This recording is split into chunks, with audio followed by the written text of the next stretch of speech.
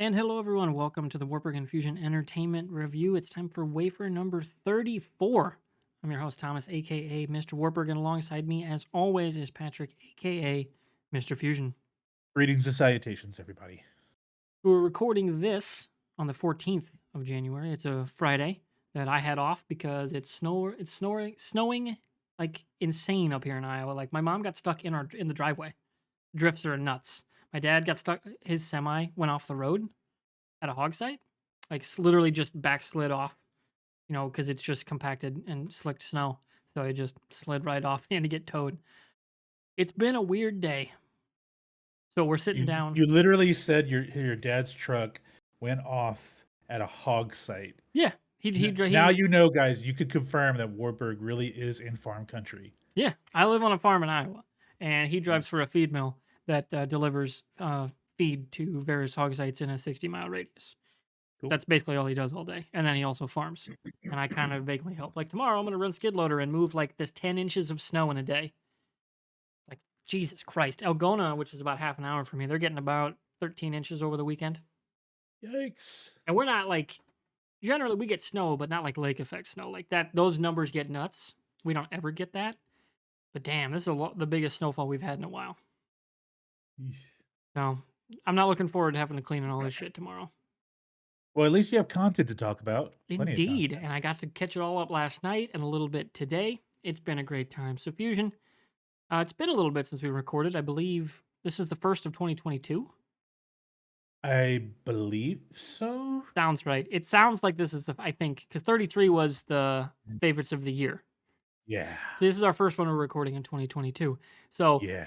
other than what we're going to talk about tonight, which is our rundown of Book of Boba Fett, Peacemaker, got some entertainment news like Justified sequel series and some Black Panther Marvel stuff.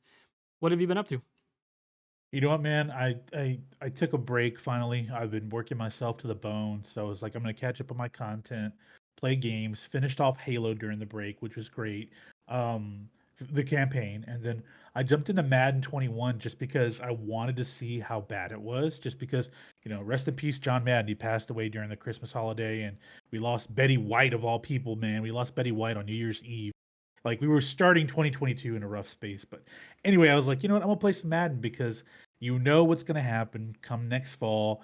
Madden 23 is going to be all about John Madden on the cover. They're going to give him some type of memorial on the cover. And my thought was, and I tweeted this out, and it got a lot of traction. I'm like, hey EA, how about you do everybody a favor and do John Madden's legacy a favor and actually make a good fucking football game for once? Because you haven't done that in the last 13 years. Like it's Yeah, I just been don't think garbage. they've done that since they stopped the NCAA series because that was like in-house competition that forced them to do better. Well, and yeah, because the recruitment mode of NCAA was just so fun, It was man. Oh my, awesome. And like the yeah. being able to port over rosters and stuff like that in-house sharing. But you know there was some issues like with Tiburon like doing their thing with NCAA that forced them to like actually commit Yeah, resources to it because there was an expectation. Because yeah, NCAA football was a fantastic series. For a yep. sports sim, they went hard. And Madden for a long time was a good arcade football game. Then it became a simulator, and probably around I think I'm gonna say it peaked probably in '08. Like you're right, probably like just '08, '09, and Yeah, then it once the kind of got NCAA series really started taking off, Madden yep, started yep, kind of dipping. And then going after, dive. NCAA 13 was the last year of NCAA football, just the video game series. And so yeah, you're right. It makes sense for it to dip after that. It's been rough, man, and they could do him a they could do his legacy a favor and just first off, you have systems are a lot better now. Create a 16-bit version of the old John Madden 98. I loved Madden 98. Fucking hella fun game, man. You just run pitches out to Thurman Thomas, sweeps out to Barry Sanders, and you're good, right? So yeah, I played a lot of this Madden 21, and it's just it's a lot like NBA 2K. NBA 2K is still the best basketball game over NBA Live, but they focus way too much on the fluff outside, and I call it Fortnite effect, where it's just about like creating your bells and whistles to make everything all bubbly, and it's annoying, man. I'm like, no, I want a football game that's fun, like the game itself is fun, and the GM mode is intuitive, and it's not anymore. It's very cumbersome. The UI is awful. It's been that way for a long time. So I'm glad I haven't jumped on it for a few years, but I've been playing over the break and just I could see how bad why people hate it so much. That and just reading a few work, just business books because I have to. It's my job. But then catching up on content, man. Well, Book of Boba Fett's been interesting. We'll talk about that. Yeah, it's been one of those. It's been actually a quiet start to the year. I didn't watch Scream. I probably should have, but I just really was not really into Scream after. I really thought about it, and the reviews came in, and it just didn't look good. But Peacemaker, man, Peacemaker this week has given me hope that 2022 can be good. Yeah, Peacemaker very much so defied my expectations. Yeah. We'll get into that shortly. For me, my big thing that I've been watching is The Expanse. I'm going to be Okay. rewatching the final season, or potentially final quote season in quotation marks, because they didn't call it the series finale, even though technically it is, because it sounds like they're going to try to do something with the IP, possibly on another streaming service once Amazon's released the rights in 2 years. And to that end, I'm actually going to do a specific Expanse spoiler cast / review of the final season and series overview with our friend Christian Young, who joined me last year for the start of season 5. And we're going to have a little series retrospective and season finale review over on Monday here at twitch.tv/MrWartburg. And speaking of, we are live over there at twitch.tv/MrWartburg. So if you are wanting to join in the chat, as we talk about these, various news things or our thoughts on current content, you can definitely follow us over there so you can catch up whenever we record these roughly every other week, plus these weird one-offs like doing the Expanse show with Christian, where it just kind of crops up and one of us will run the podcast. So that'll be a very fun time. Other stuff, I've been actually getting a lot back into Skyrim. I bought the anniversary update back in November when it came out, and yeah, I'm still having a blast. Like I bought one of the new homes that's from the Creation Club that moved over into the vanilla game. Did some fishing today. It's very simple and minimalistic. I tamed a horse, which was not in the original release. Like a lot of stuff like that. Okay, I got to ask, if you decide to actually jump into VR, are you going to buy a Skyrim port? No, I You do have a line you're going to draw, yeah, well right? that and I just don't want to get into VR. Like that's a lot. That's an expensive setup. Yeah, it And is. I don't at least currently have that much room. Obviously, I have Yeah, the room especially behind with me, but I got a TV sitting right here.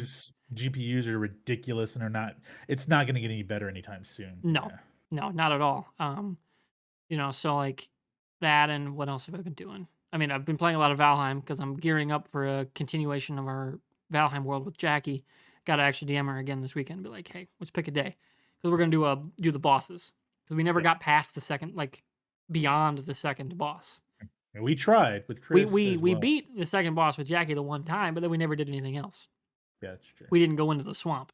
So I've been exploring that world, and I built the cartography table so everyone can have the map and all that. So that's been the bulk of my like just chill out and game time is those two, plus some Halo. I've played a lot of Halo MP as well. But that's more or less it for me. I need to get caught up on a few things that I missed for movies, but with all the Omicron stuff, I just didn't want to go to the theaters. I wanted to go see Kingsman, but I'll wait for that Ditto. one to come to streaming. Doesn't look that Yeah. great. Yeah. But speaking of content, where do you want to start? So we have our big two things to discuss and actually like give our thoughts on them so Sure. far. The Peacemaker premiere, of course, being yesterday, and then the Book of Boba Fett episodes 1 through 3. We did episode 1 in our first recording, or I should say, one of the last episodes of 2021. So episodes 2 and 3 have come out since then. So where do you want to start between those two?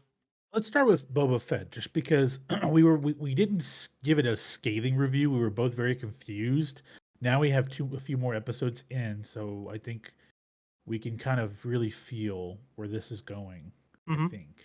And what are your Um, thoughts on that so far? think it's Dookie, man. Think it's bad. I'm really, really disappointed because you mentioned this in a side discussion. This does feel like a Robert Rodriguez production, and when he directed his episode of The Mandalorian, the last season of The Mandalorian, his episode, I thought it was good. I thought it felt like a very much a Star Wars story, where this feels less like a Star Wars story, more like a Robert Rodriguez production, and that's not a good thing because I'll be honest with you, he's not an awful director, but I think he's a little overrated. Sin City, though, they did a great job of adapting that from the comic. But some of his other stuff, I'm not too huge of a fan of He's his. got a very specific style. Yeah, it's like he's a lot like Sam Raimi in that regard, Yeah, where he, like, you but can tell who made this movie yeah, and that's what and worries me stuff. about this is a perfect example of why I'm worried about Raimi directing Doctor Strange 2 because they say, "Oh, it's going to be a horror film." Yeah, but Raimi's horror is more comedic horror. Like it's kind of hokey, and I'm like, is that going to be hokey? If it is, they better stick the landing on that one because it's going to be hard with so many people, and then the more it goes on, you hear about different worlds, Fox production cast members coming in, like so many elements that could be taking place during that movie. It has me worried. That's what has me worried about this series, and I'll be honest, it's just awkward, man. It's awkward. I don't that's probably if I had to give one word to describe the Book of Boba Fett, it's awkward because I do like the backstory that fills in the gap of that 5 years from coming out of the Sarlacc pit to showing up at the Mandalorian. We're obviously going to get a ramp up to that, and that's fine.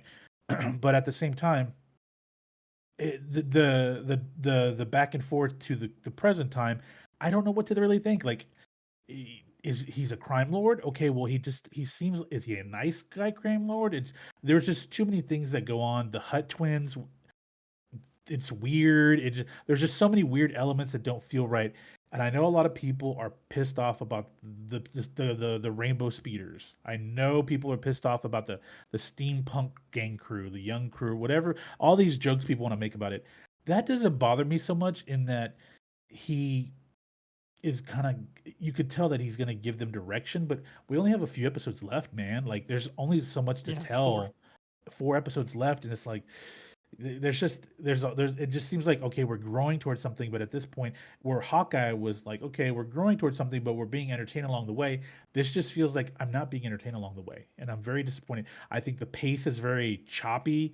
I don't have a problem with the cast, but uh, I think they needed a third person to be involved with that duo to be to execute the comedic relief because those two are not good at that at all. That's really not their specialty.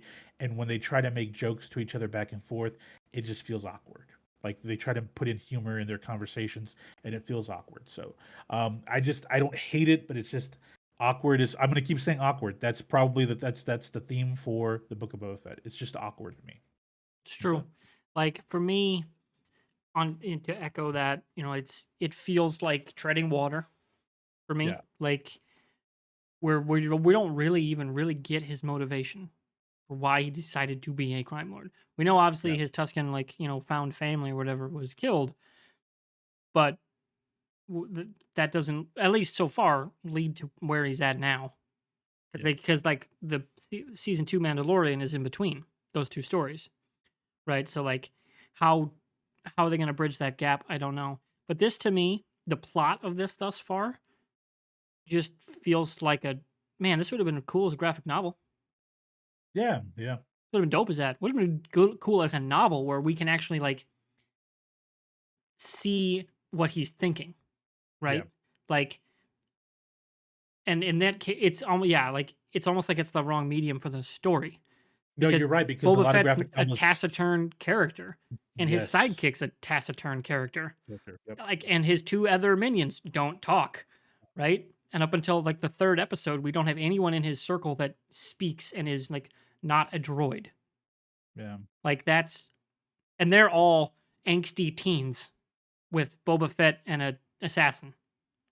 Like again, on paper it doesn't sound terrible, but like in execution, it's just like a missing like other things. It almost like it wouldn't shock me like if you had said this was like a book and they translated it, that's like, oh, not translating what people are thinking, right? Like Expanse has a lot of those where they use visuals in the show to shorten up and greatly like adapt what the characters were thinking in the books in these certain moments. Like there's a scene where Naomi, one of the characters, has to figure out how to get off a ship that's booby trapped, rigged to explode, and she can't control anything. So it's all in her head in the book. But how she solves it, we get to see it along the way and we realize what she's doing without any explanation. Like, that's really good. This to me feels like that without the explaining shit. Without that visual, what is happening and why is it happening? Right? Like we're missing that we don't get the pieces as the audience to put the story together. And that's a problem. Yeah. We may end up getting there because I think they're setting up the return of Crimson Dawn, which is cool because Yeah. especially if they're going to bring back Emilia Clarke. She was great in Solo. But I almost guarantee she's going to be the finale reveal.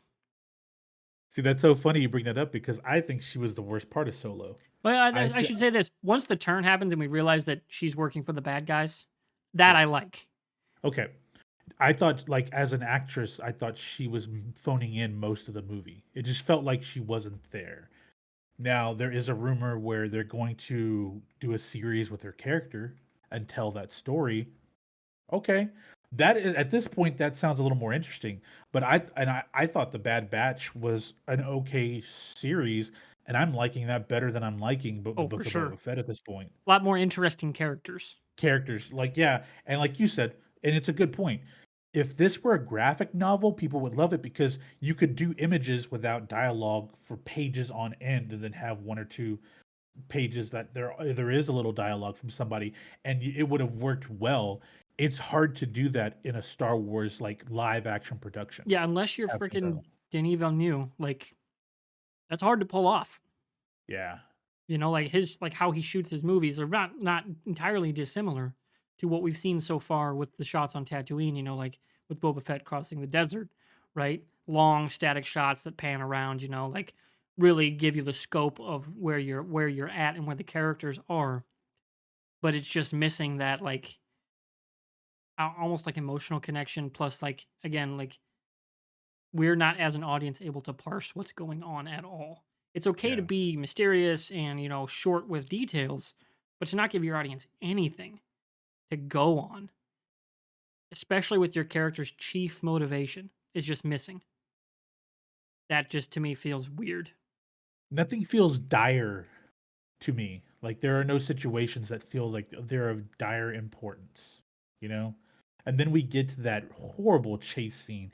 That was like that was truly um a Robert Rodriguez modern day chase, like on Tatooine. And I'm like, this is just, that part didn't anger me, but I'm like, that wasn't very good at all. Plus the CGI of the bikes on some of this, like some of the shots was awful. If you go back and watch it, it just was really bad. But yeah, I mean, like, I really want to like it just because it's 40 years the making a Boba Fett story.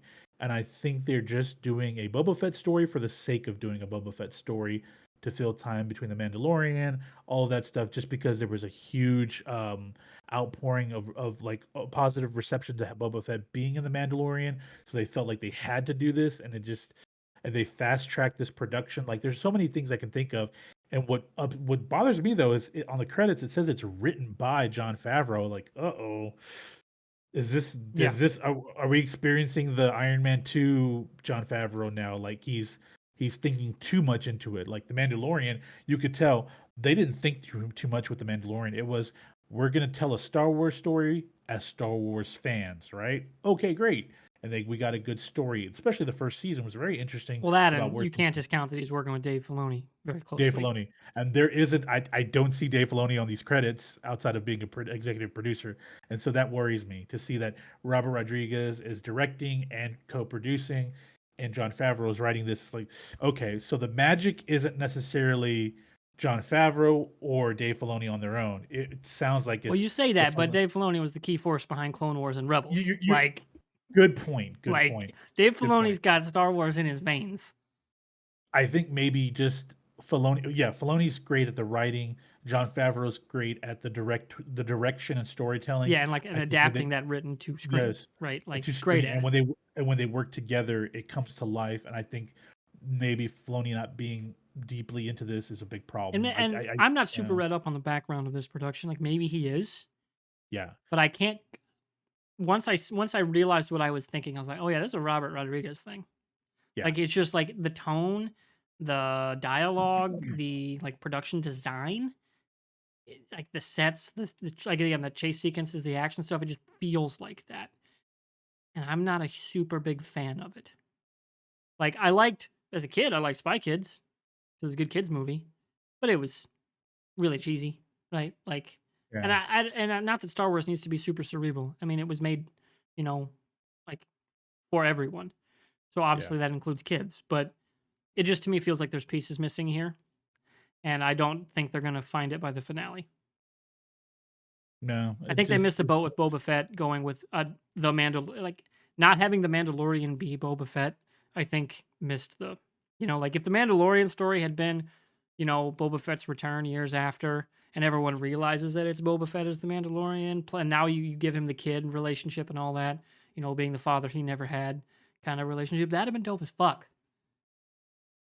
But we got a great character out of it regardless, through yeah. through Din, with Pedro Pascal, but I mean, it feels like they missed the boat with Boba for being the main character in something. Having him be background in Mandalorian, excellent. Having him be a guy that pops up in other stories, awesome. Right? Because Tamura Robinson would be down for that, but I don't know if there's enough here for a full series. Which sucks because I love him and Ming Na Wen. She's awesome. Yes. And they're both getting nothing to do. No. I mean, even her Fennec Shan was better portrayed in the Bad Batch. And in The It's Mandalorian. and the Mandalorian, but in the Yeah. Bad Batch, there's more of a personality there. You could Yeah. kinda see She's got a why great she's voice doing. too that can carry across like even if like the character's supposed to be X years younger. Right? She's Milan, man. She's She's Milan. awesome. Come on. She's Yeah. just an awesome person, and this is the show she's stuck with, kinda sucks. Yeah. Yeah. Yeah, and I didn't come into this having any concerns, and I probably should have, just because it's like you said, and like, Chris is saying in the chat right now, Boba Fett is immensely popular in the mythos of Star Wars, but for a lot of people, he's popular, but at the same time, they accept him as a secondary character, not a primary. He's a very popular secondary character, and unfortunately, it's we put him in the spotlight, and he's just not caring. It's not the Well, and story I is think it's not. also they're not giving him a story that would have. I do think had Yeah, like in the expanded universe back in the day, he was the Mandalore. Like he ended up yeah. leading the entire culture of The Mandalorians. culture. Like essentially like they're kind of like the dark saber And kind of route. doesn't he mention that in one of the last 2 episodes briefly? He mentioned something about his journey to lead the Mandalores. I think he said something about that. No, not in the show. Like in the show, he doesn't claim to be a Mandalorian at all. He Okay, has I thought nothing he to did. do with them in the canonized universe, which Yeah, sucks because it was some dope shit in the expanded universe. yeah. But I think they missed the boat without, to have him rediscover his Mandalorian heritage and like prove himself to the Mandalorian people through that show. And it's not really a missed boat because we got a great character and a great story, Mandalorian 1 and 2 with a new character. And I love new characters. I think it's awesome, but they missed the boat with I think Boba Fett and making him a main character. I just don't see this as a story that's worth our time. Now, I will say this with Tamara Morrison, um, I don't think, like, him leading is not a Morrison, problem. I that's his don't name. think. I said the wrong Yeah. last name. My Is it bad. Robinson? I don't think he's a problem. I am interested because you brought this up, but maybe there's obviously a story thread we don't know where it's going, and he has he has his flashbacks on the healing tank, of his time with the Tusken Raiders, but there are also these brief flashbacks of him as a child watching Jango Fett leave. What's the planet? The cloning planet, Camino. Yeah. Camino. So he's watching his dad leave, and there's several. We've already seen two short visions of him as a boy watching Jango Fett leave in Slave One. So that's another thread that has to go somewhere, right?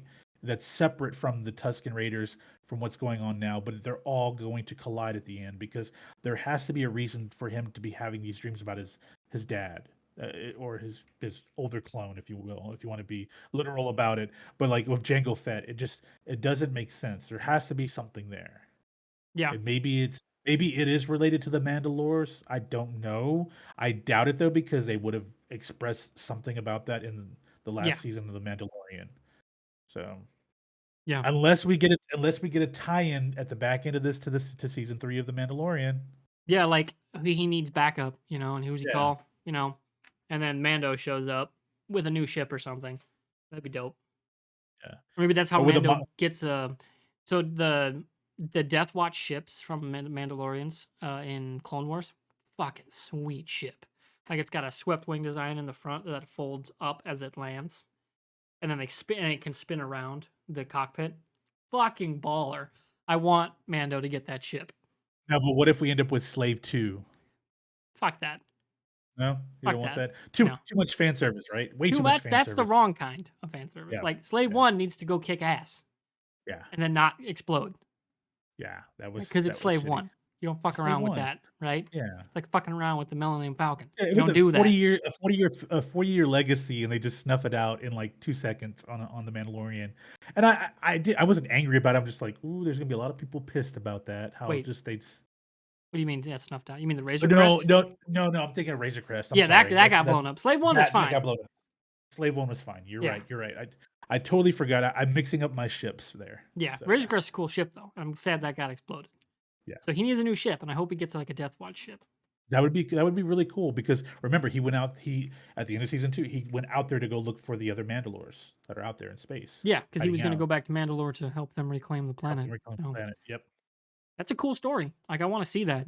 And unfortunately, Boba Fett just feels like we're treading water to that story. Yeah, yeah, and it has nothing to it's just a convergence of so many mediocre elements, being on Tatooine yet again, the Hutts, which is like, yeah, we get the Hutt twins, it's like, we're really gonna retread the Hutts? Like, can we do something else? And then just everything combined, it's mediocre. It's just yeah, it's slightly below average, and I'm gonna watch it through because there may be something at the end that just shocks us or a big reveal, but I just at this point it's not a good show. It's not Yeah, for me at least. that's where I come down as well. So before we go any belabor the point anymore, there, let's move on to something we both agree is fantastic, Yes.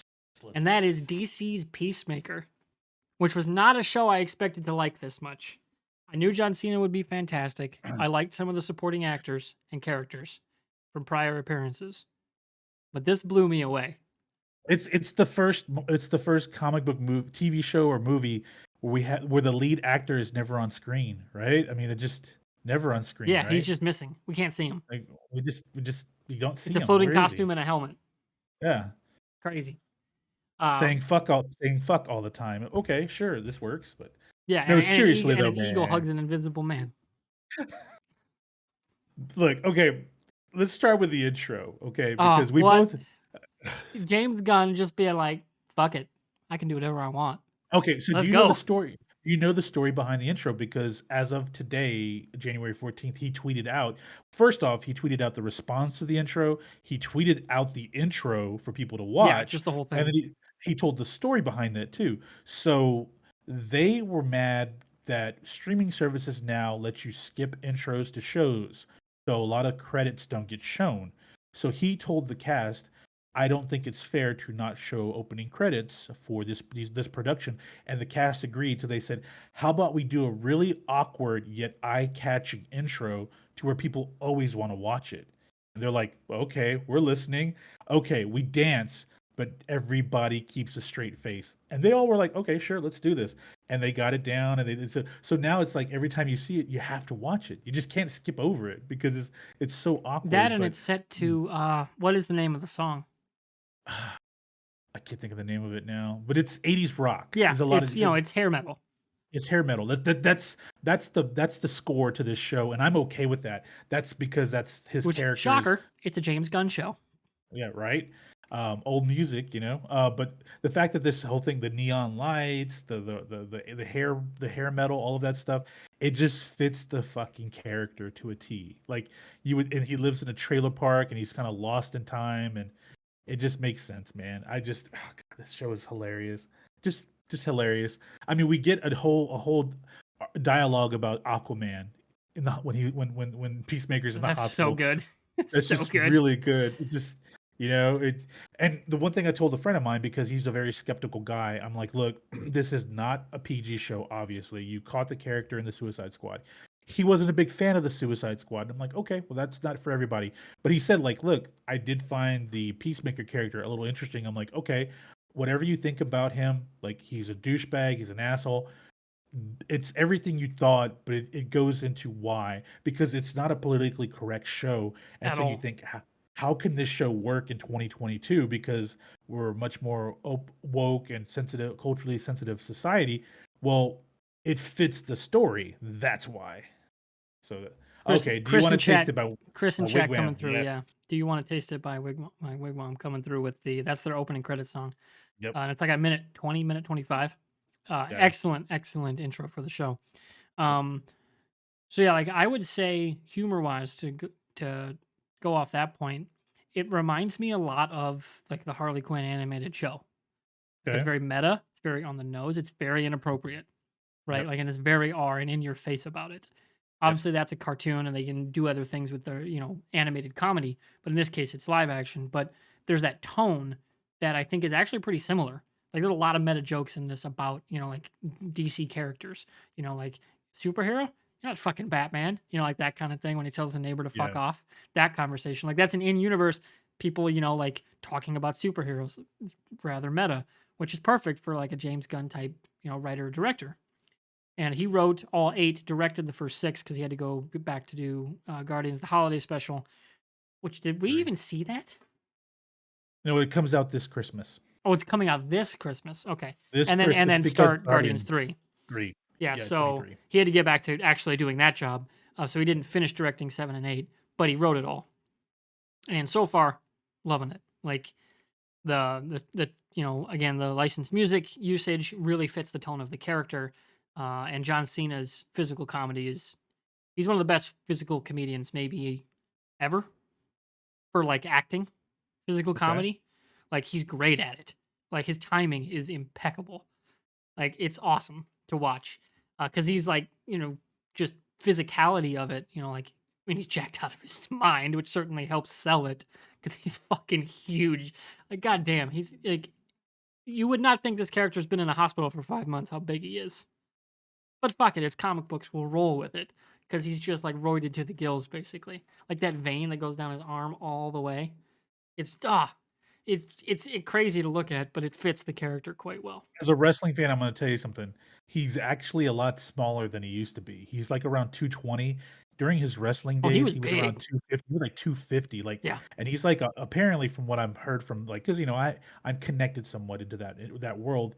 He is, like, naturally one of the strongest people you ever meet. Like, the dude, like, I don't mean like deadlifts, like, roided. I mean 800 like pounds. just like the how he looks. No, he looks that way, He's but very no, but bulky. Is the word not I only is he just guess. bulky, but apparently, like, he is one of the strongest human beings you'll ever meet because he is, like, naturally just strong, but, like, he used to be just so massive, but he's still big. And the conversation at the hospital, like, you're not a superhero. You're too big. You're too bulky. Most most superheroes are built like gymnasts, so they're ready to go. He's like, fuck you. I could go. It just like I love the humor, like you said, like that physical humor that he has, and he takes himself. He has the ability because he is a bit of a. He could be a very serious guy, but like he takes his.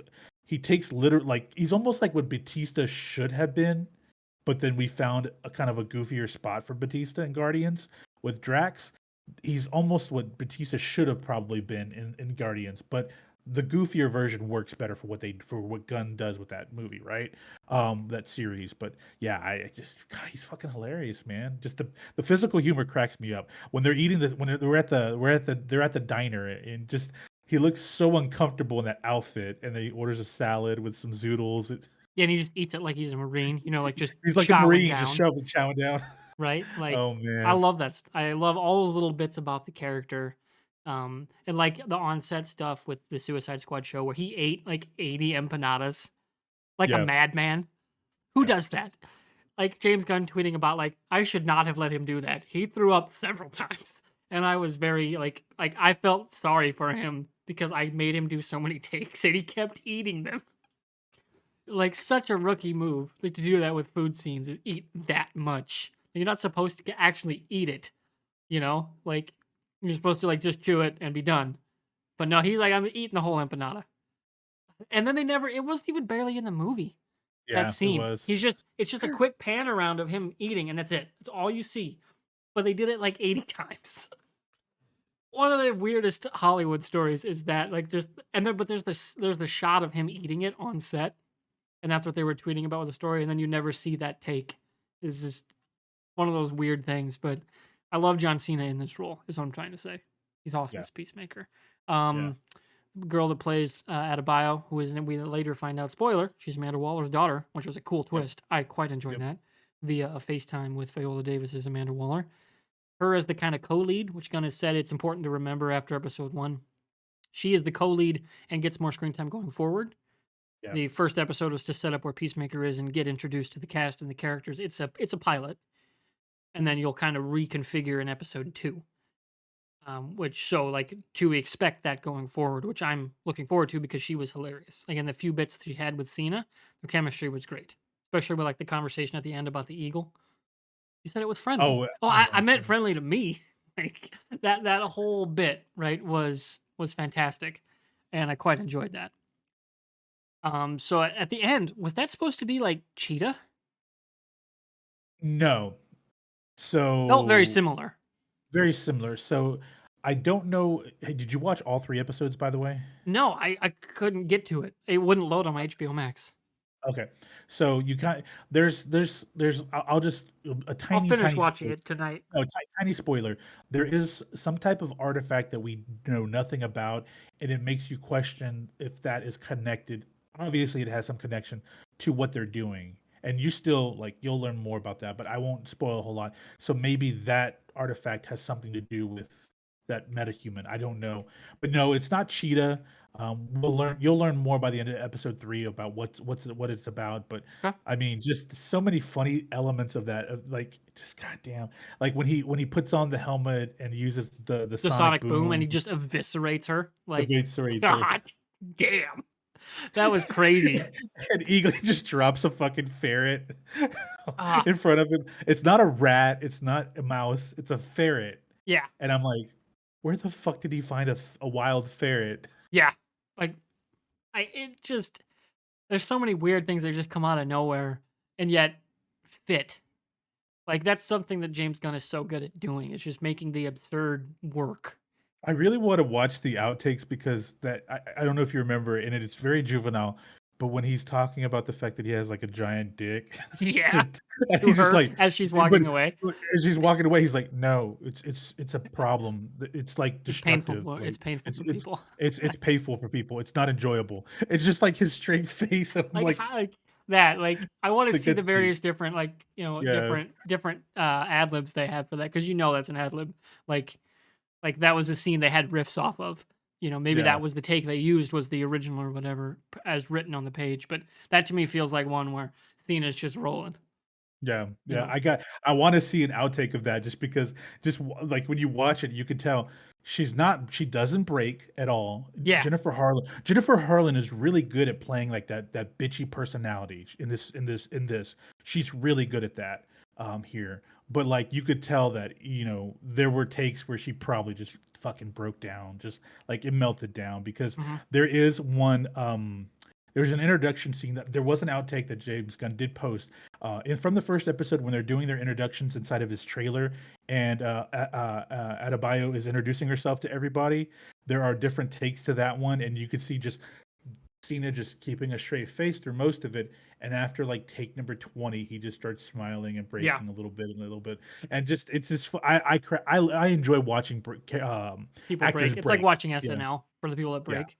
Real yeah. quick, I got to go to the bathroom, so I'm gonna All edit. right. I'll edit around this. Sorry for scrumming on Okay. the video. I got to pee real bad.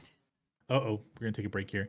Do do do do do do do do do do do. Break time, break time, break time, break time. All right, and we're back. I'll edit. I magically edited around the break there. Because man, you stream for 2.5 hours, take a break, and then stream again. Gotta go to the bathroom. You should have thought about that before you I hit did. restart. Oh, you did? Okay, Yeah. okay. I just it's cyclical. Yeah, no, I You get know. you. I get you. I drink a lot of lemonade before this one, so if I game after, I'm probably gonna have to take a break. Yeah. Yeah. So yeah. So yeah, back to Peacemaker talk. Yes. Your thoughts. I've been jumping in and out, but fully, what are your thoughts? I've only seen the first episode because I kind of ran out of time, and man, I needed a nap this afternoon, so I didn't quite get everything watched that I wanted to. But I'm definitely gonna go finish that probably tonight after we're doing some homemade pizza here, which is gonna be dope, and doing some garlic butter crust. Like yes, gonna be great. Do you dip it in marinara, the crust, or do you Well, just eat the it depends. Usually we go right up to the edge, so there's not much crust left. okay. We don't leave a lot of crust, at least on the homemade stuff. But if there's if I'm doing like a DiGiorno or something, maybe if I happen to have marinara open, I don't always. But anyway, All right, Peacemaker. Really Peacemaker. enjoyed episode 1.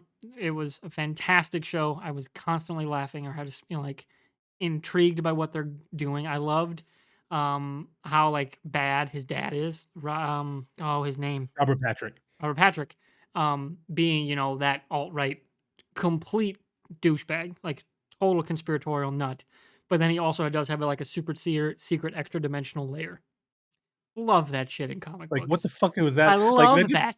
like, what was that about? Okay, I need to know now. Like, And I love you're that just they like, just okay, yeah, yeah, go with it. Like that's comic books. And yeah. that's the best part. Like some of the best parts of the entire medium is just the go with it, like mentality of storytelling and like Well, what they do. yeah. Love it. That's why the first Shazam worked so well. They Yeah. just went with it. Like, yeah, guys, magic is in the world. It's Yep. there. It's always been there, you Yep. know? Okay. It's like how they can keep that suspension of disbelief going in the face of all the craziness. I love Yeah. that about comic books. And James Gunn is really great at like adapting that and doing that on screen.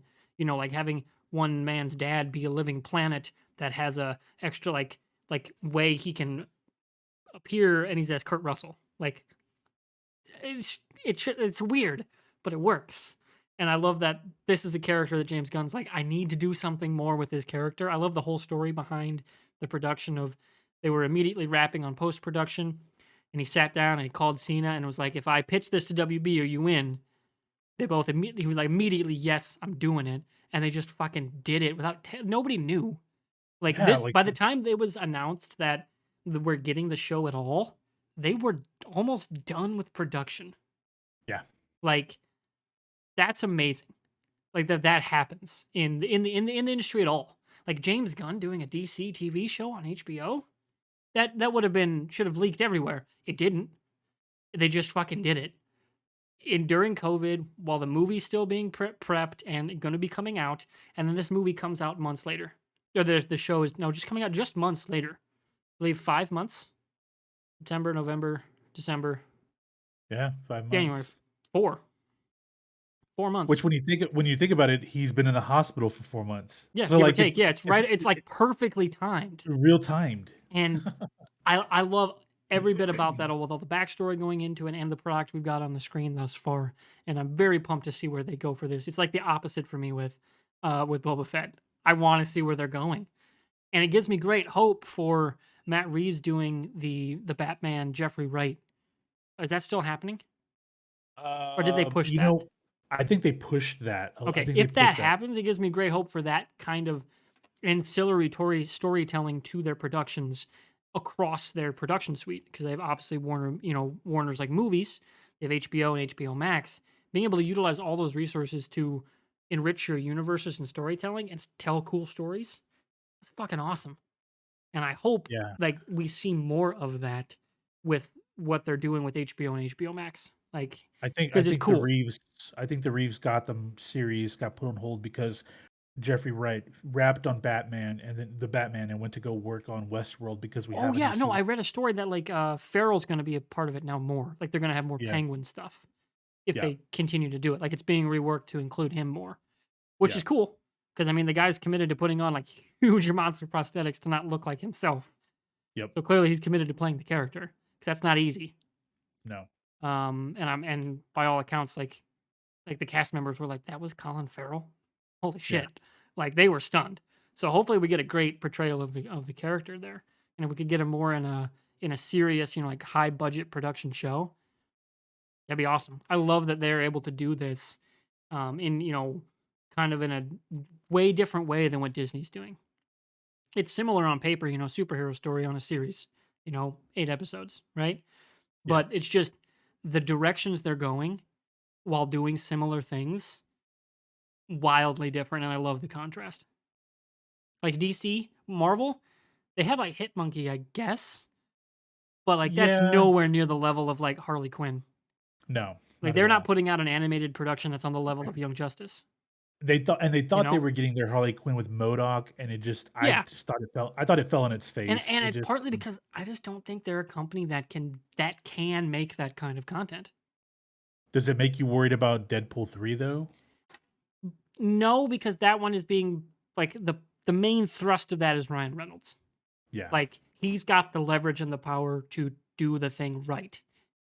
And that's all more on the movie side too. Like on the movie side, I have less concerns. More on the what are they doing with Hulu? Like they don't know what they're doing with their adult content yeah, on the where's it going to be live side, right? yeah, Like and like as they've now kind of fully merged their TV and movie production stuff, I have less concerns than I did back when MODOK was being produced, right? Because that was in that first wave of shows after they had redone everything, so they were getting their feet wet. Whereas DC's been in the game of do whatever the fuck you want for a while now. They've been letting their creatives just do whatever, and just letting things fall, which I really appreciate in comparison to Marvel. Um, yeah. but I'm hoping this Peacemaker being a success and clearly lighting social media on fire gives them more.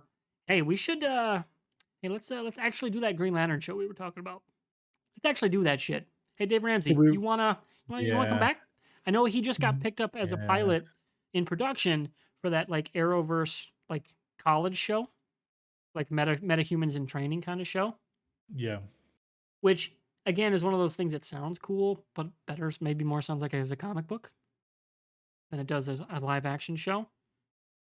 Because I don't know if Dave Ramsey's gonna have much to do in that show, which sucks because he's awesome. And I want to see him as Green Lantern. He teased it for years. Give us him as Green Lantern, and he's not going to be when he's a teacher at a college. Bullshit.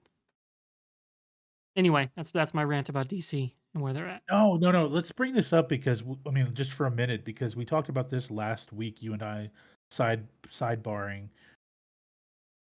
In an interview a while back with Michael Rosenbaum, Stephen Amell did mention that because we were talking about this because how they're just Yeah, the chopping the CW block is me being potentially sold. old, and a lot of it is there's a lot of issues with just the corporate culture over there and we've known about this because we've talked about like the Flash. A lot of people have left the show because of And look at what happened just with Batwoman. Batwoman, like the stuff with Ruby Rose, all of that stuff. But it makes it interesting because when Stephen Amell a few months back last year was on with Michael Rosenbaum, he mentioned that the time was right to wrap up Arrow on the CW, and Rosenbaum was like, "Can you expound on that?" He was like, "Well, honestly, like I think about it, and it was just 22 episodes a year, like 9 months, 10 months of my life in 10-hour days, constantly 12-hour days. It was just a grind, and if they called me back to do a series, whether it be on the CW or he mentioned it on HBO, if it's like a mini series of like 6 to 8 episodes, I'd be down for that." I really think that we are, and it's much needed. We are seeing the death of the network TV structure of shows. We could tell a better show, like the Book of Boba Fett. The first episode was what 40 minutes, I don't and want then to the say the second death. I do think there's still that can still be successful. okay, Look at Person of Interest. yeah, but 20 plus episodes. It That's a worked great, grind. but it becomes a delineation of what type of show it is. Sure. Okay. Like the CW got by as much as it did was only because it was cheap. Yeah. Like their shows would not have survived on CBS. Supergirl could not survive on CBS, right? Nope. Why it was cut? Yeah. You know, but CW could run it cheaper, so it worked. I think you're going to see a more consolidation of, you know, CBS, ABC, NBC slash Okay. Fox, which is also Disney, like making original content, and it's going to be not quite. It's going to be more what it was.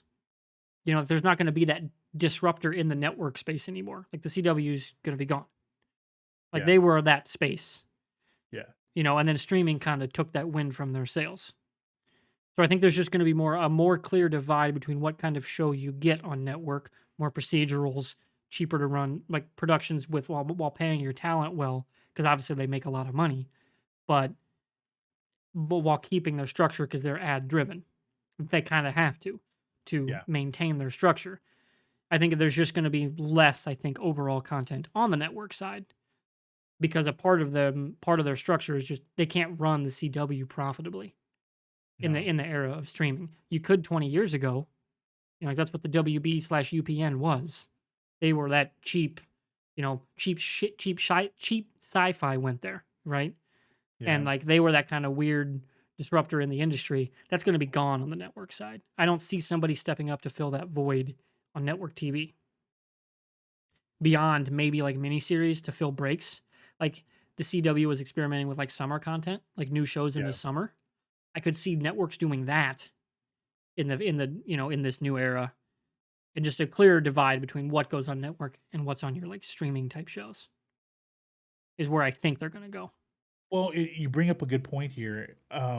Okay, well, I'm not going to say it's the death of network TV either, just because I mean, network television And is look at the home and ratings too. choosing. Like man, the CBS brings in so many eyeballs on on their prime Yeah, shows. but it makes it harder, Warburg, because what are the main things that drive network TV? Um, Sports, just like dramas and sports, right? mhm, Unfortunately, a lot of sports are being put onto streaming networks now, which is primarily. so stupid that the college football playoff was only on ES fucking PN. Oh, Why I know. you didn't have the national championship on ABC? Yeah. The fuck are you doing, Yeah, ESPN? Disney, the ESPN and Disney have a real big problem with stuff like that. Um, the NBA finals get put on ABC, so why not the college football Yeah, like championship you're gonna 20 million. simulcasted? Yeah, exactly. 20 plus million viewers, like just sitting there. Like Yeah. you know that. Like why are you leaving that money on the table? Well, this is the same organization that pays $100 million for a wild card game that only like 5 million people end up watching. Things like that. So ESPN is not known for making smart, strategic financial decisions. They're Yeah, not. For them, if they were smart, they would have it on ESPN, simulcast it on ABC, and have it branded as an ESPN production on ABC. That's the best way to do this. Like, how are because they we not used to. doing that? Yeah, I just don't get they why it well they wasn't. Like you're cutting they off do your that. audience base. They do that on some of the college football games during the season, where it Yeah. says, ESPN. Saturday night games are branded as ESPN on ABC. Yeah, it's frustrating how, but you know what? We're gonna see network TV is going to get desperate because Yeah. those superhero shows were a big boon in terms of like a shot in the arm for viewership, but those things can be better produced in terms of like CG production value, effects value on streaming services because Yeah. they have the budget to And do they're that. not as ad driven so that they can make less. And they're owned by the studio, and they're produced in the shot and produced in their own studios, right? So it makes sense for that to happen. B- sports. There needs to be a focus on network television to And pivot back God to forbid making sure. Amazon decides to seriously put money into sports because Yeah. that's going to shake some trees Yep. I know that they're really looking at expanding. because they're doing Thursday night football. You They do know, Thursday night, but they're thinking about doing more. They want to yeah, expand pro football, I could see and then the them other. essentially usurping the NFL network in terms of like the type of content they do because they Yeah. got more money than them. Oh, they have a lot more money than them. Hell Right, yeah. like, I could I see think. them being that kinda disruptor, and then once they get their feet wet and get the experience and the back end support and, like, talent, like, Yeah. that can run the shows and the content and build it all out, I could see them being like, "Okay, and light switch, they're fucking everywhere."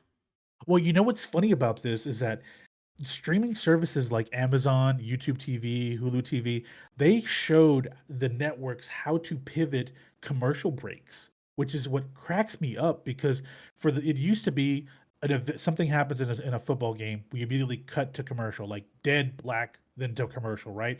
Now, like these streaming services like Amazon and YouTube TV were like, the announcers, let's hear a minute from so and so bank, and then they feed it within the game to create an immersive experience.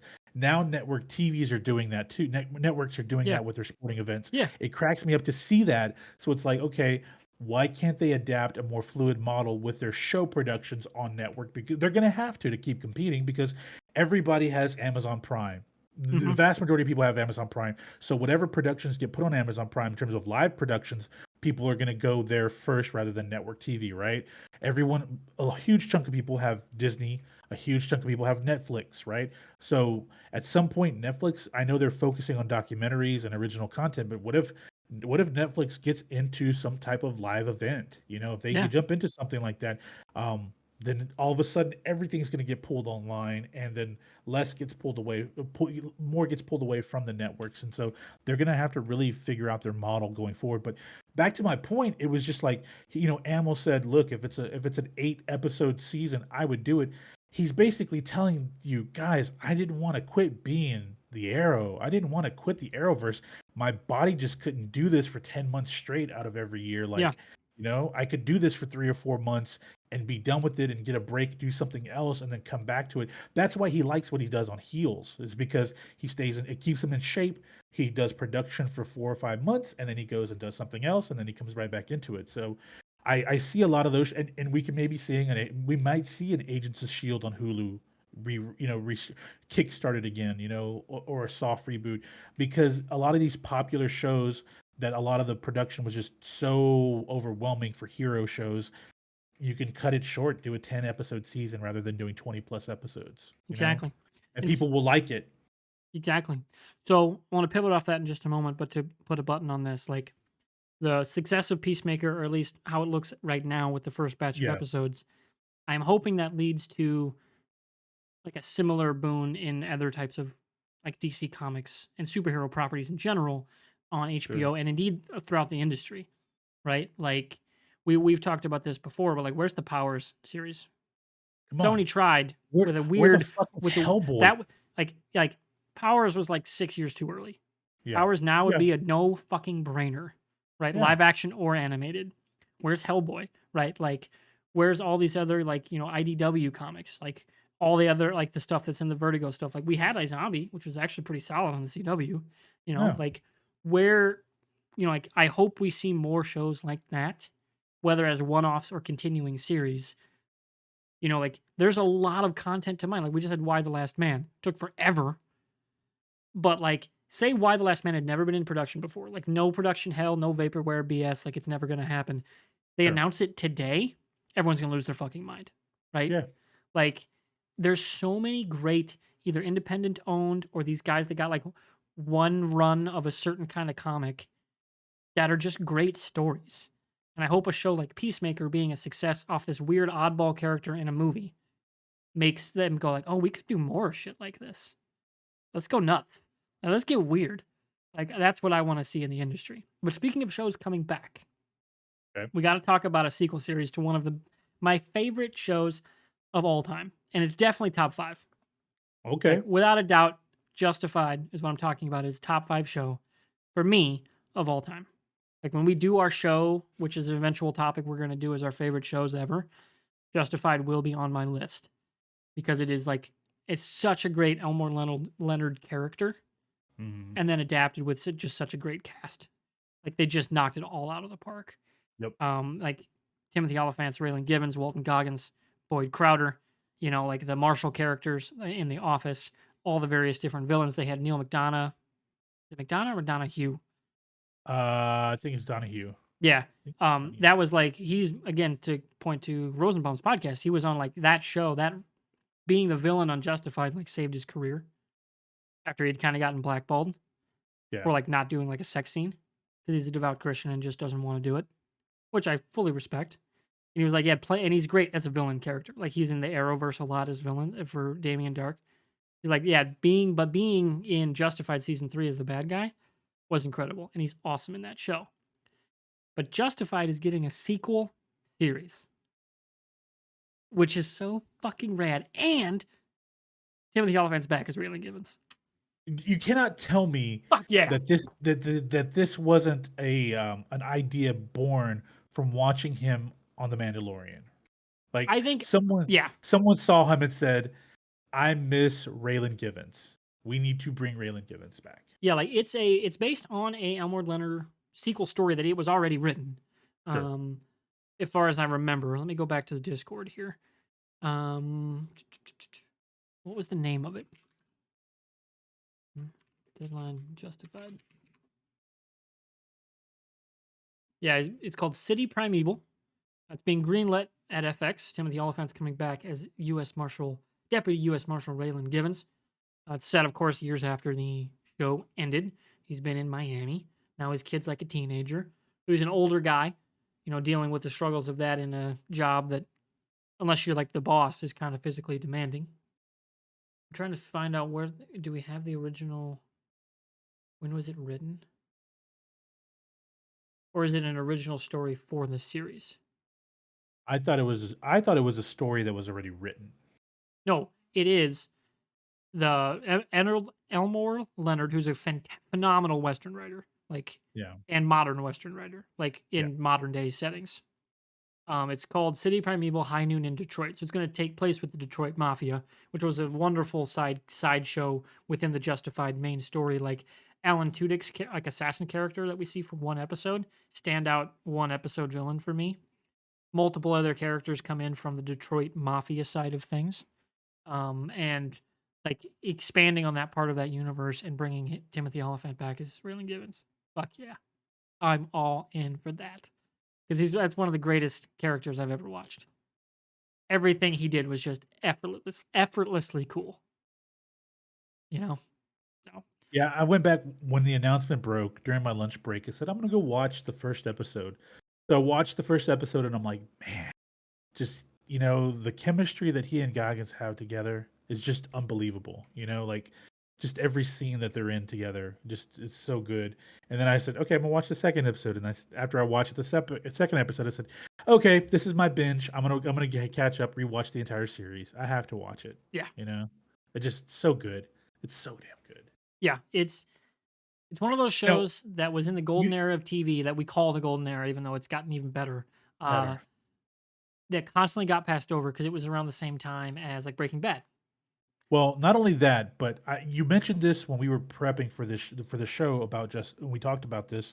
You said that it gets overlooked, and I don't think there was a lot of really good stuff, including Breaking Bad during that time. But I think it also gets overshadowed to the fact that on the same network, Sons of Anarchy was immensely popular Yes. during Justified's run, and it was if there hadn't been a Sons of Anarchy, Justified would have been the flagship for FX. Like Yes. it was really popular, people loved it, but then Sons of Anarchy just had that cultural pulp effect that people just soaked it up, the biker world and all that stuff. So that became the big deal. That became their Breaking Yeah, it Bad. was their like so for a long time it was I'm mixing my cop shows, but The Shield was The FX. Shield. The Shield was the first big FX show. Yeah. Yeah, And huge then FX. once that got such critical acclaim and blew up, right after both Sons of Anarchy and Justified were like their next, these are our big ass, we're going hard shows, right? Yeah, And Sons of Anarchy got the lion's share of,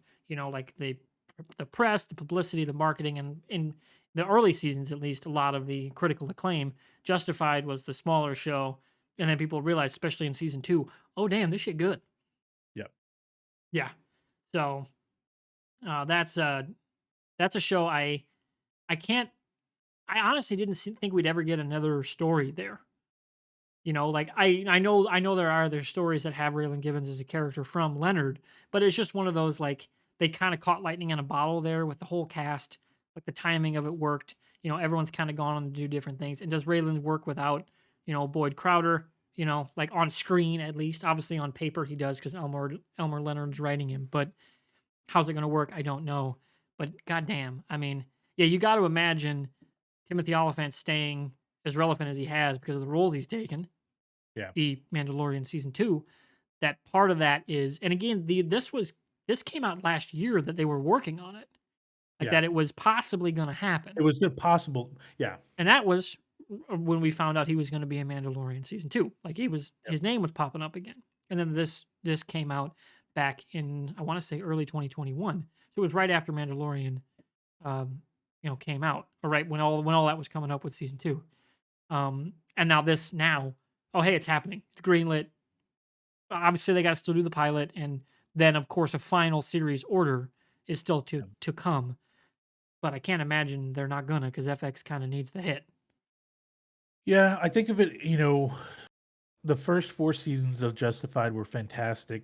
Last 2 weren't bad, but they were good, but you could tell that there was a shift, in just direction of the show. But at least the ending didn't make you feel Oh, I think the like finale was pretty damn good. the finale was like better than like because I brought it up a while back, but Dexter had its rerun a rebirth this season, and it was mediocre. But they really wanted to repair the ending, the Yeah, because their finale of ending that was one. hot garbage. Just really shitty, and then the last season was awful. I think more of this wasn't about, hey, yeah, we weren't happy because people didn't slam Justified for Oh, seasons 5 and 6. People weren't like they knew it was like, okay, it's not as good as the first 4 seasons, but that's just the natural most cycle of the shows don't. show. Yeah, like most And shows don't stay that hot that long. I mean, come on, I just found out Grey's Anatomy's renewed for a 19th season. I'm like, I Dude, didn't even know it's been around for like the last 12 years, like I'm a honestly. huge Supernatural fan. Like, and I'll admit, there's like 7 good seasons of that show. Yeah, Maybe 8, yeah. right? Like not even maybe half of the show is good, quote It's the unquote. law of diminishing returns. It Like that happens, happens, right? right? Like that's just Yeah, inevitable, yeah, with content. And you can still get great episodes. Like Supernatural later in its run still had phenomenal standout one-off episodes or two-parters. But it just, for whatever it was, like the original vision changed and what came after was not as good as the original like series and run. Happens all the time in storytelling, you yeah, know? yeah. So, Yeah, I think it's good because you mentioned some of the parts he's taken. I think one that gets overlooked by Oliphant is Santa Clarita Diet. It really yes. showed his comedic range. Like you forget that he's a really good because he's Yeah, he taken came so up many as a serious stuff. comedic act, like a Yeah, comedic, like good-looking guy. yeah. Like some of his early roles were, oh, what was that one where it's like one where they're on vacation and then they go up with the people they're with or turn out to be murderers. Oh Oh, man, you're killing me now. Now I'm gonna need to know this it's the movie. gif where he's like, "I'm an American ninja, buddy." Like that gif when he's much Yeah. younger because it's off of what horror movie did he come up in? He was in Scream Yeah, it was in Scream 2, 2. It was and like then a he was movie like in right after that, okay. and it was a comedy, but like with like serious overtones to it. Like I don't know Not if it was 19 horror. no Vacancy. Does that ring a bell? No, I don't No. think so. 1999. It was in that era, and then he got more serious roles because he Yeah.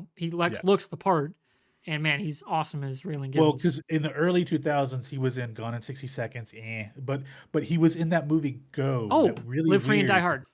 Live Free and Die Hard. He was the bad guy. He was fucking phenomenal in Dude, that. I Live Free or mean, Die Hard is the the unrated unrated version version, is yeah, is a good movie. actually a good Die Hard movie. Like Yes, it there is. are 4 good Die Hard movies. Yep.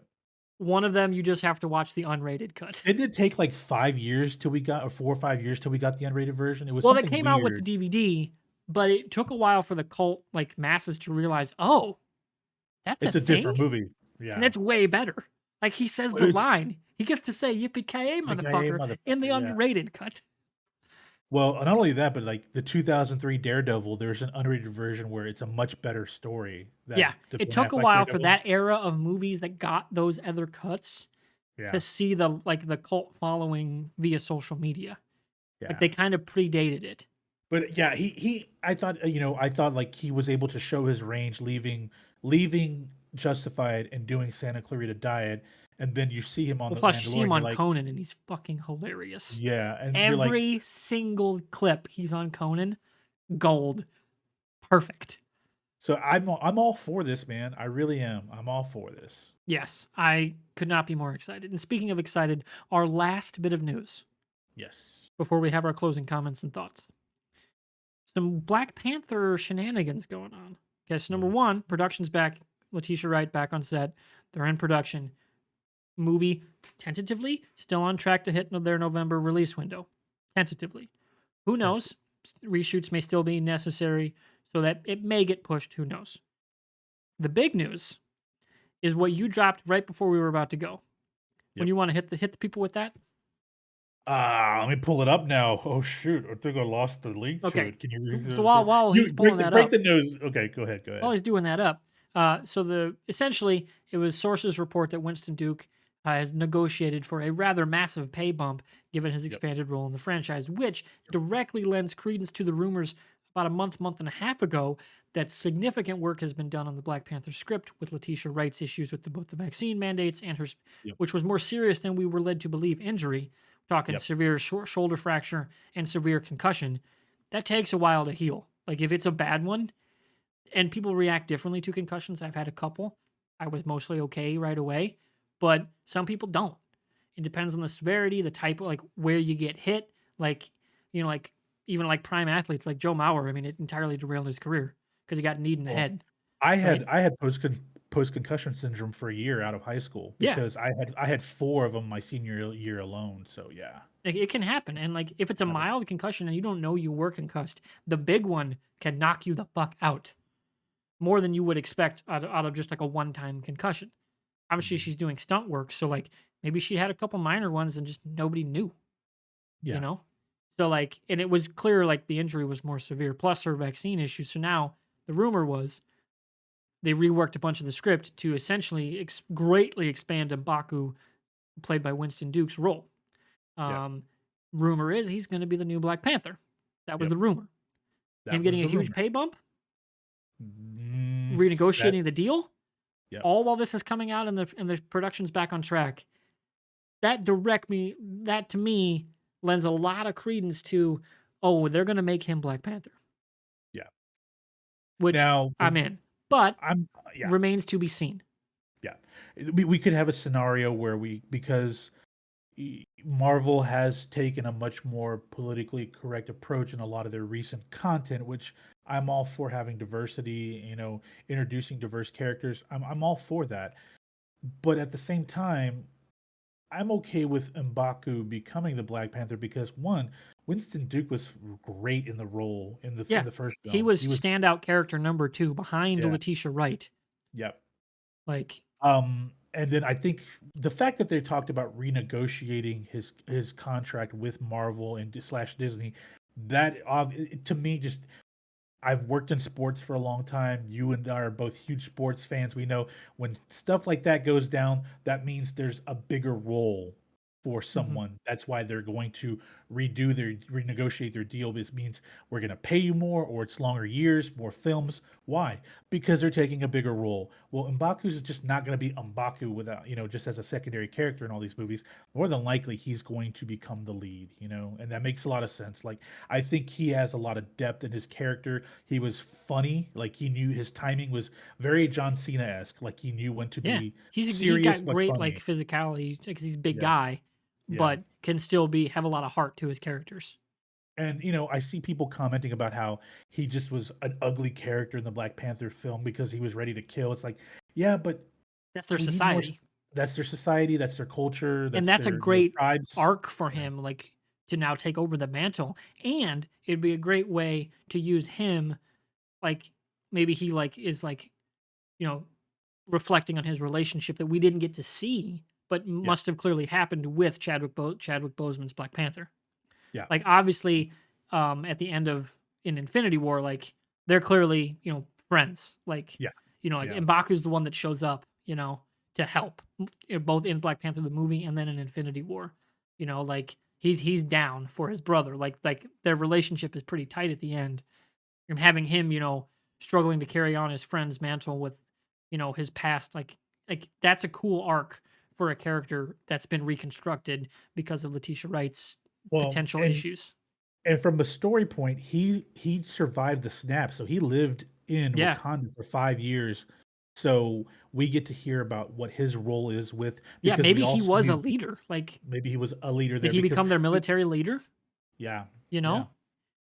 Like, and who all from his family, Black Panther, T'Challa's family wasn't snapped?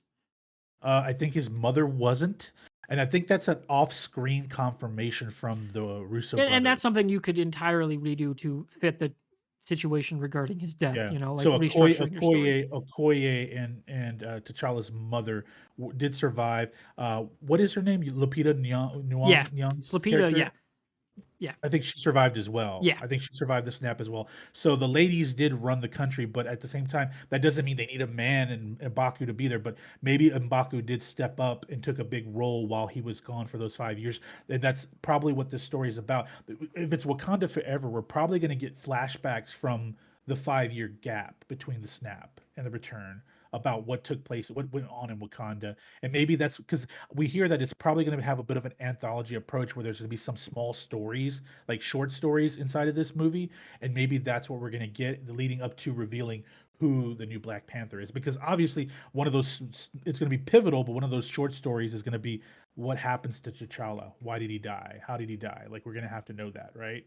So, Yeah. yeah, it's going to be very interesting. Look, I get Letitia Wright. She has her convictions, she has her beliefs, and that's fine. I think it was a very dangerous game she played on set. Like, you hear the stories of her talking about like promoting anti-vaxxing and all that on the set. That's one thing, but then, you know, the way she treated the whole approach and then injured, went home, and then she kind of ruined herself having to come back and, to London and all that stuff. Like, she essentially put them in a corner. I don't think that that's a reason why you should say that she shouldn't be the next Black Panther. I think for them though, I think it's just at that point, I think they realized she's just not a bankable star. Like, she's a good character and a good person that we can move forward with in the films, but and maybe she develops some type of relationship with M'Baku. Maybe that's part of it, and they both become the Black Panther. Maybe we have two, and I'm cool with that too. But I really want to see where we go with M'Baku, just because I enjoyed him in the first film, and I think Winston Duke really has a strong screen presence about him Yeah. that Marvel can really push forward with that world. Yeah, Yeah. Like, to bring up Person of Interest again, he's a villain in season 4.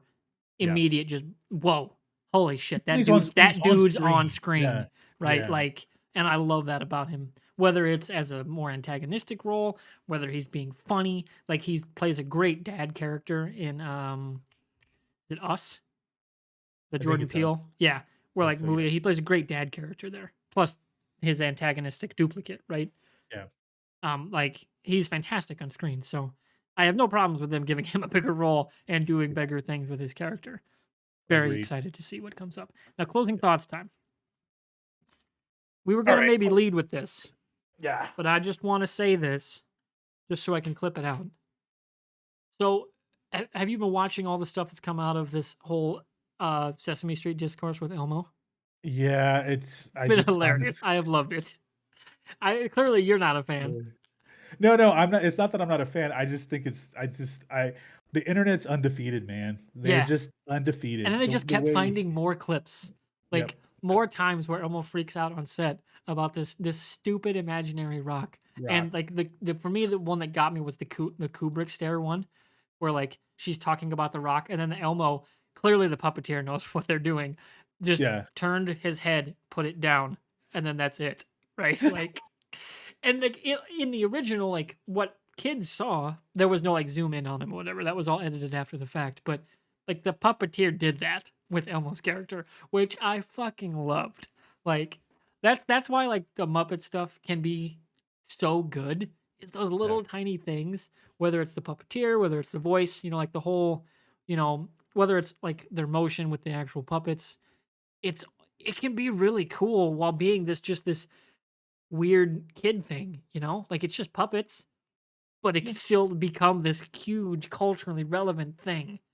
Like I love that about the IP, whether it be Muppets or Sesame Street, and obviously there's a lot of crossover there through Henson, but like, ah, oh, Winston Duke was in Spencer Confidential. I Was did he not know really? that. Okay, I did not know that either. That Hmm. makes sense now that I think about the trailers in my head. That makes sense. I'm gonna say this Not a about Wahlberg the fan, but beyond yeah. the other guys, he's incredible in the other guys. Maybe his best movie is the other guys, but that's also because he's working opposite Will Ferrell and peak Adam McKay Will Ferrell relationship. Like you could not ask for a better situation for a comedy. The quintessential Mark Wahlberg film I go to is Boogie Nights, and that's just because he was That surrounded was by his, like that's he can be that guy kind of role. Yeah, yeah, exactly. Just and that it doesn't hurt him that he had a phenomenal supporting cast. I mean, Don Cheadle, Burt Reynolds, Julianne Moore, like it just Heather Graham, like John C. Riley, like you could just keep going and going and Yeah. going. And I mean, Alfred Molina was in that fucking Yeah, film. that Come movie's on. stacked. And just like you think about it, and but he still was able to stand out. So I give him credit for that. We have Wahlberg do a lot of the same shtick in all of a lot of his movies, but then again, people love The He's Rock, pretty and he's funny in just The Ted too. Rock. Yeah, he's oh no, he's really funny in Ted. But I mean, The Rock is just The Rock in all of his movies, and people love him. So I can't slam Wahlberg for that. No, it's just more that just I don't vibe with the guy like off screen, Yeah, and yeah, that's fine. It happens. yeah. I I'm will say curious this about about Uncharted.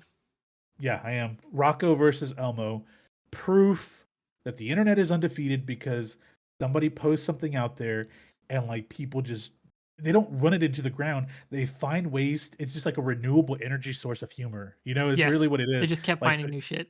do you remember the old Reddit of the guy that said he got his nuts stuck in the chair and like that just became something otherworldly on the internet. And that's the part of the internet that I love. Like social media and all of that stuff. You have the ability to stay connected with people, which is great because you and I chat a lot on social media and online on Discord. We have these ways to stay connected while you're in Iowa and I'm here in Texas, like regularly, where it wasn't like that 20 years ago. But it's interesting, but that's the stuff. And then the cat humor, like that side of the internet is what I love because in the early days of the popular internet when I was coming out of high school, that was what you saw. And then we took this weird turn with social media and we went down this weird dark road. But at the same time, if you can kind of push through that, you can find shit like the Elmo versus Rocco every Yeah, now and then like that just yeah, that put makes a sense smile because on your this face. feels like old internet It stuff. feels like old internet. Yeah, like Yeah. this feels like web like 1.0. Oh, did you Yeah, guys like see this? you Like the kind of man now, content. dog type of thing. Yeah. Yeah, Yeah. like that's what this feels like, and it was, but while without turning bad, like Yeah. like No, you get it the stayed wholesome. yeah, It stayed wholesome. that's the other thing. Like it got a little vitriolic, a little about like what? Fuck Zoe, right? It's a rock. Rocks can't eat, right? Like that kind of thing. Like everyone going in on what? Fuck it, Elmo's right, right? Like that Yeah. kind of it. But that's as far as it got, right? And Yeah. now you got like the Elmo verified account being like, I'm cool with Rocco, like that, like getting all that involved, right? Like, and Yeah. eventually they're gonna have the Rock with Rocco. Like that's gonna Yeah. happen. Yeah. That has to happen now, right? On Sesame Street. If that doesn't happen, what are you doing? Right? Like you need it. But I'm all for that kind of like yeah, like that kind of just that it happened. meta humor that just piles on because like the Wendy's account this Yeah, week they did everyone that was on it. national they were just that national roast day and then Overwatch goes, "Hey, how about That us?" was And they awesome. go, "Can't wait for those new Lego sets." It's like, fuck. Wendy's social media is the best. Yeah. They The get the internet like no other social media like company that's doing like it's just their social media brand for the fuller Yep. brand. Yep. Nobody else gets the internet like the Wendy's social media people. It's No. incredible. They never miss. And what I like is that some of these other fast food groups, they dip in, they're like they They wanna try. socialize, they try to socialize, but that Wendy's Although account that and the Moon Pie account. the Moon Pie account was good for a few years The there. Moon Pie It was account was really stellar.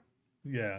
But just those are the things about the internet that I enjoy because it is old internet, kinda like just finding ways to just find humor in everything. You don't have to immediately go towards the F you approach, which is commonplace on social media now, but, like, that Rocco versus Elmo thing, like, I laughed a lot. I'm not gonna lie. I do the kinda, like, shake my head, but it's stupid humor, but I like it.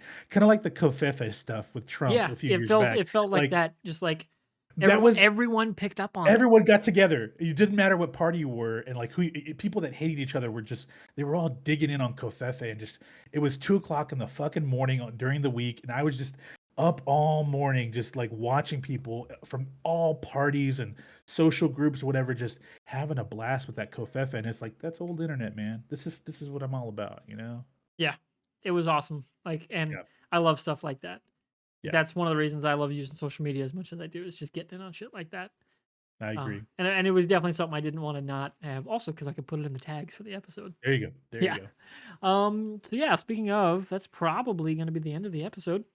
Yep. We're a little over our usual average, but maybe if I edit around when I went to the restroom, it'll get shortened up a little bit. Um, but that does it for episode number 34. Any closing thoughts, Fusion? No, man, just some good content out there. Can't wait to see what come up we have coming up, especially in March. We'll talk about that next episode. Oh, yeah. Yeah, we didn't even get to that. But hopefully We'll by the talk about next it. episode, we'll have a trailer. We'll have a trailer. Yeah. That'd be excellent. Or at least some news on like when it's happening. Because I'm trying to Yeah. build the spring schedule. It sucks. We Yeah.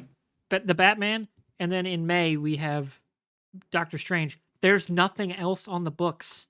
What's up with March? What's up with April? Yeah. Now we might have something. Because like The Boys is June. I was hoping that'd be spring window. So Yeah. what's Marvel doing? They have 3 shows apparently in the can. What's next? Yeah. Very confusing. Obviously, we have Uncharted coming out. That's coming up. That'll be in try 2, maybe 3 episodes. We'll get to the Uncharted movie. I'll probably go see that, maybe, but we'll see what happens. For now, though, episode 35 is right around the corner. We're recording that Monday, or at least that's the plan right now. Got to talk to Christian more about this weekend. I don't know if he actually has Monday off. I do. We're going to talk all about The Expanse, the final season, season 6, as well as the series as a whole, our favorite moments, favorite characters, where they're going to go potentially with the series in the future, like that Telltale game, if they're ever going to be able to adapt episodes 7 through 9. I'm very much so looking forward to sitting down with Christian again to talk about The Expanse, because I fucking love that show. Maybe my number 2 sci-fi show ever. So it's a damn good show. And if you've never watched it, you should definitely go now that the final season is all the way out. Go watch it all on Amazon. It's a wonderful show to watch. Cannot recommend it enough. So with that, I think it's time we wrap it up here for WAFER number 34. Do it. Make sure you follow us. I'm at MrWartburg. He's at It's Mr. Fusion. You can head over to youtube.com/c/MrWartburg to check out the actual YouTube side. We're also on audio services, Spotify, iTunes, Google, Amazon Music, you name it. And be sure on those services to leave us a rating and or a full review, because that really helps the algorithm. So, yeah, that wraps it up. See you Monday for the next episode, which will probably go out the Tuesday after. And then a week and a half after that for number 36. See ya. Bye.